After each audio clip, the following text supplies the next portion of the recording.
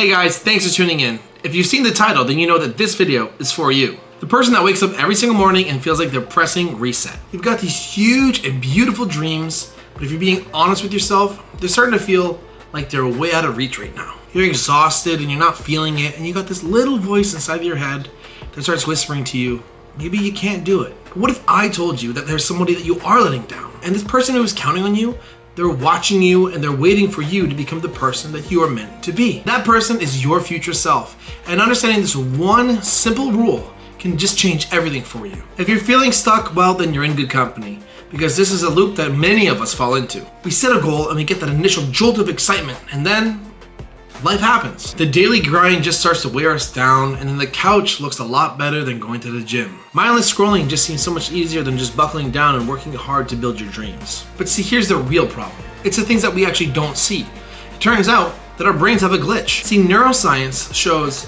something really interesting. When we look at ourselves in the future, our brains actually look very similar to when we're looking at somebody that we've met for the first time, like a stranger. Your future self might as well be somebody that you've never met. And when a stranger has certain dreams, goals, and desires, they don't seem very urgent to you. It's so easy to break a promise to a stranger, and it's easy to take their health, their wealth, and even their happiness, because you don't actually have that connection with them yet.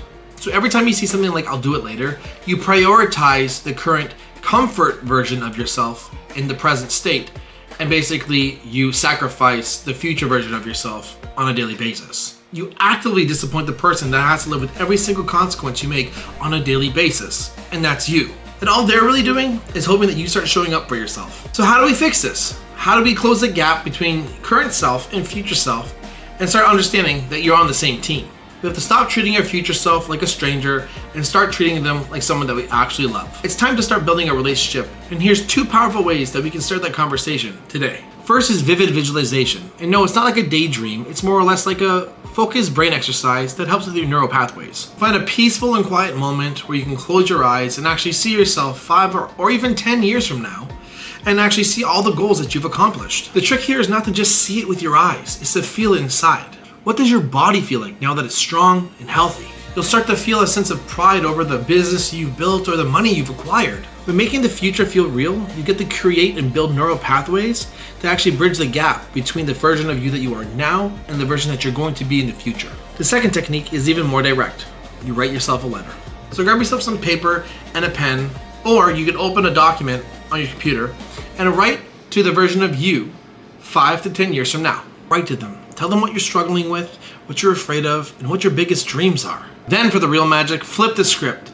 Write a letter from your future self to you. Imagine that wise, successful, fully fulfilled version of yourself and what they would say to you right now. They probably wouldn't tell you to quit. They'd just probably tell you that the struggle is going to be worth it and the pride lasts forever. They would remind you how strong you really are and then tell you everything that you need to hear for yourself to keep on going. This isn't just an exercise. This is you creating your own roadmap to the future that you truly do want. When you start to have this conversation, motivation doesn't be this constant battle that's forcing yourself to do things that you completely hate. Instead, your actions become acts of kindness and respect for the future version of you. You stop asking yourself, what do I feel like doing right now? And start asking yourself, what would the version of me that I want to become do right now? That question alone changes the entire game.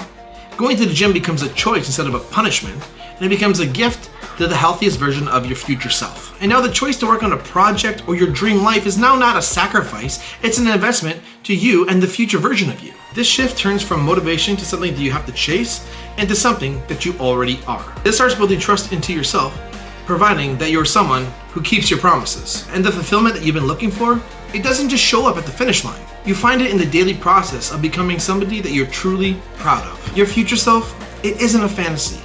They are a reality.